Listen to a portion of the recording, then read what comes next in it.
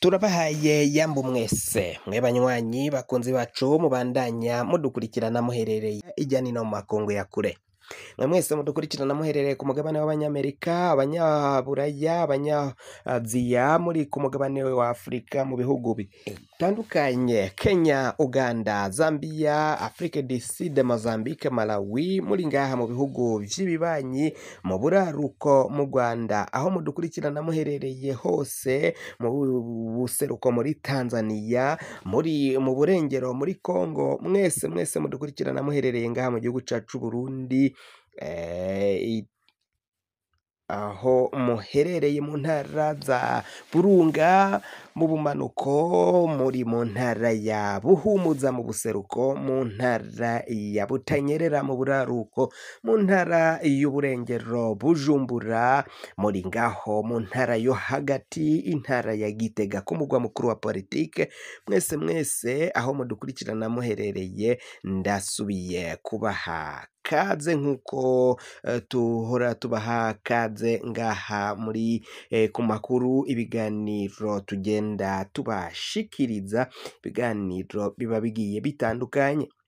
Amakuru yacu rero kuri uno munsi reka tuyatangurire kuri iyi nkuru ivuga ko Commissaire Colonel Paul de Police Havyarimana Jean Bosco yarapfunzwe nyine nkuko twabibashikirizwe, yagirizwa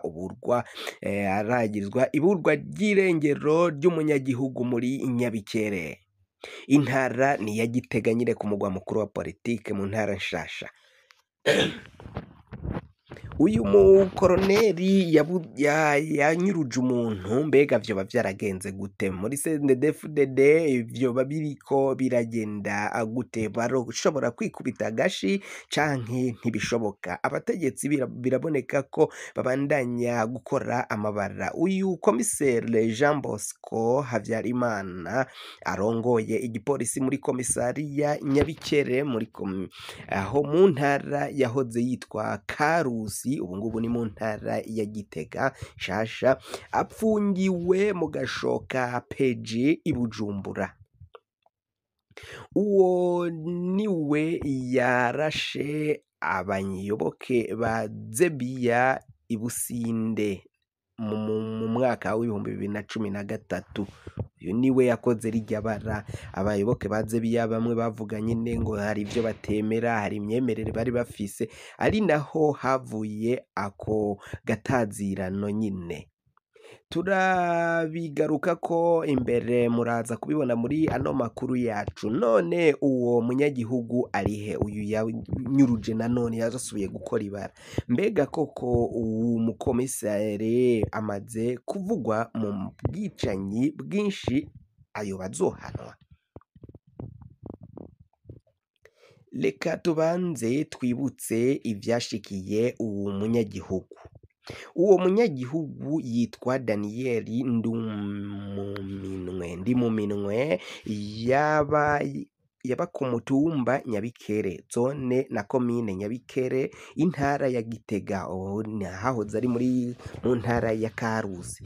Mw'ijoro ryo kwigenekerezo rya 11 ukwezi k'umunani, ejo bundi haheze mwaka w'ibihumbi 2025,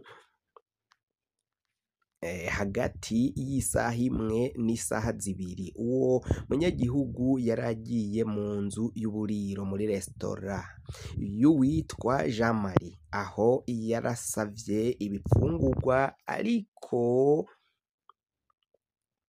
ahejeje gupfungura yasanze amafaranga afise adakwiye. Haburamwo 1,000 nico cabura muri ayo mafaranga y'ivyo yarariko ararya. Daniel amaze kubura ayo mafaranga, haciye haduka impari. Mwene buriro ariwe Jean Marie nyine aca atangura gushwanira Daniel, nawe amusaba ko yorindira umuntu agira aze kumurihira ico 1,000. Hadaciye akanya, Jean Marie yaciye atora telefone telefone ahamagara uwurongoye igipolisi muri komisariya Nyabikere ari we komisere Jean Bosco Havyarimana, vyemezwa ko yari umugenzi wiwe. Uwo nawe yaje atazambaye n'abapolisi bamugendanira, aca ashika ahuragura amahiri.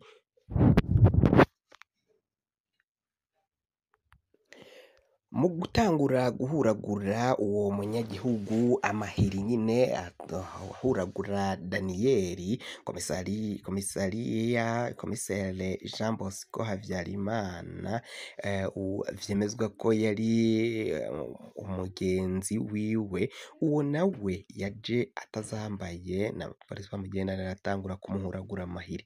Ntivyagarukiye aho, komisere yaciye afata Daniyeli aja kumupfungirira mu gasho iwe, ariko amushikanye mu gasho yagumye aremba kuko yari yakubiswe bikomeye. Muri iryo joro nyene komisere yaciye abwira abapolisi biwe babiri harimwo umuati wiwe ko bonyarukana Daniyeli kw'ivuriro ryaho i Nyabikere. Abo bapolisi baciye bamwuriza ipikipiki, umwe aranyonga uwundi agenda yiyegetse Daniyeli, bamutwara kw'ivuriro Nyabikere.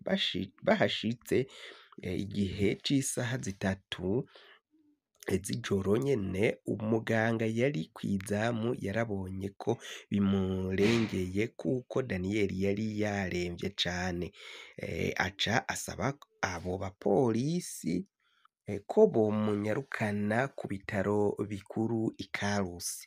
Abo bapolisi baciye basubiza Daniyeli kw'ipikipiki baragenda, bavuga ko bamutwaye aho ku bitaro bikuru i Karusi, ariko ntibigeze bashikayo. Ntawuzi iyo bashize wa munyagihugu. Gushika ubu ntawuzi irengero ryiwe nk'uko vyemezwa n'amasoko yacu. None abo bapolisi bashize he uwo munyagihugu? Yoba yaritavye Imana? Uwo munyagihugu amaze kuburirwa irengero, abanyagihugu baragiye kubaza komisere Havyarimana Jean Bosco, ariko aca asigura ko uwo munyagihugu yatorotse abapolisi muri iryo joro, batazi iyo ari. Ivyo navyo vyakiriwe nk'ibinyoma kuko abo bapolisi bari bamufise kw'ipikipiki ari babiri. Ntivyumvikana ukuntu yari kubatoroka. Ikigeretse ko yari indembe cane kuko no kw'ipikipiki umupolisi yagenda amwiyegetse. Ntivyari gukunda ko abatoroka. N'ikimenyamenya umuganga wo kw'ivuriro rya Nyabikere nawe yabonye ko umuntu aremvye, abona ko bimurengeye, aca amurungika ababwira ko bamujana bamunyarukana ku bitaro bikuru.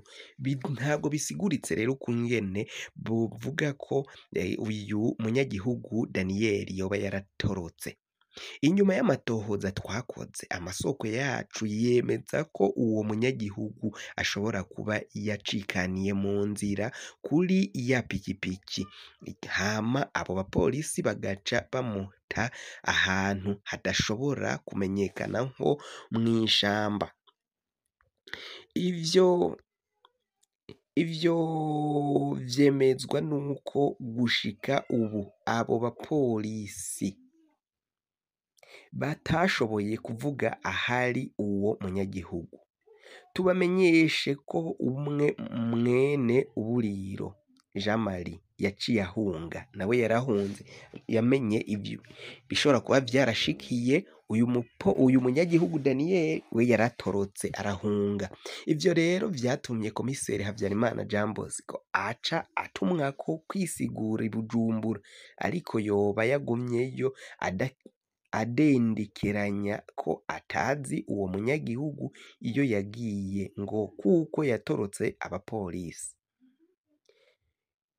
Ivyo vyoba bitanyuze abariko baramwumviriza, vyoba bitaranyuze nyene bitanyuze abariko baramwumviriza, haca hafatwa ingingo yo kumupfungira mu gasho ka peje i Bujumbura, ubu niyari. Muri rusangi abanyagihugu barashima ko kubona uwo mukomisere yapfunzwe, bagasaba ko bitohereraho, ubutungane bwobandanya kugira umuryango w'uwo munyagihugu utunganirizwe, hongere herekanwe iyo bashize uwo munyagihugu, ikiziga ciwe gice kirashinguranwa iteka.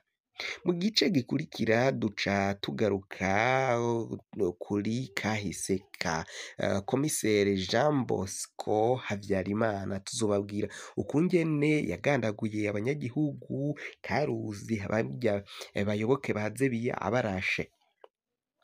Nayo kandi twababwiye ko mu butungane mu makuru ya Dogiteri Kabura yagandaguye umuhisi Moise, ejo yagomba kurenguka muri sentare ariko ntiyarengutse nk'uko vyari bitegekanijwe. Muganga Kabura Diomede ntiyitavye ubutungane ejo haheze.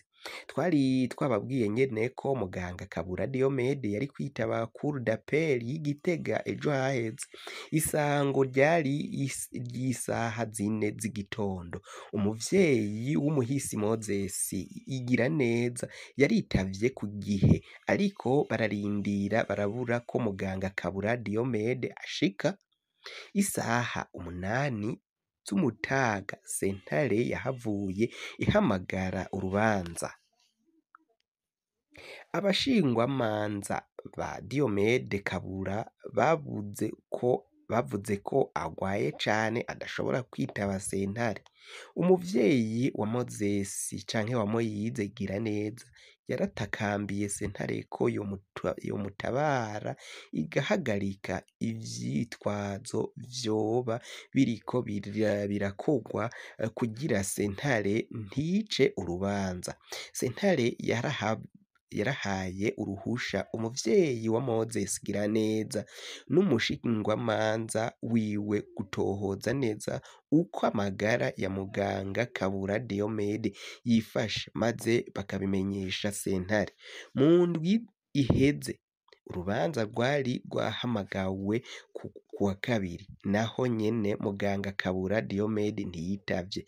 Tuzobandanya tubashikiriza ivy'urwo rubanza. Tubibutse ko umuganga Diomede Kabura abariko barakora irementanya bashaka ko arekugwa k'icaha kitamwagira, batanguye kutwandikira basaba ko inkuru twagiye turabashikiriza twozihindura tugatangaza ko Diomede Kabura yoba yari agwaye, ariko twaramwankiye nyene, twarabankiye abo bashaka ngo hakogwe irementanya ryo kwerekana ko Diomede Kabura ataba yarafise uruhara mu rupfu rwa Moise Igiraneza nk'uko twagiye tugenda tubibashikiriza. Hakaba harimwo abapolisi bashaka kugira ngo ivyo vyose bihinduke, nyamara abanyagihugu babandanya guhonyangirwa agateka.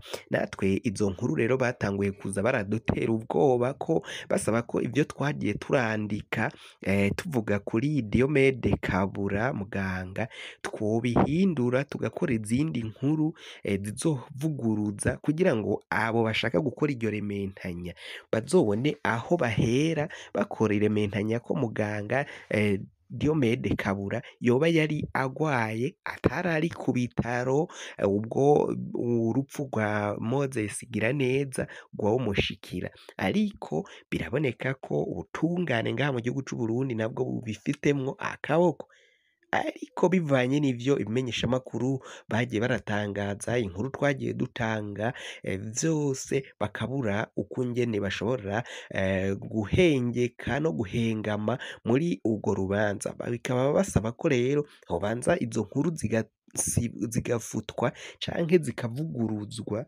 dukora izindi nkuru zivuga neza muganga Diomede Kabura. Ariko ubutungane bugomba gukora kirya kibondo Moise Igiraneza n'ikibondo ca twese, n'Uburundi bwabuze. Umuvyeyi wiwe agomba gutunganirizwe, wakoze icaha ahanwe acibwe inkoni ikwiye icaha yakoze.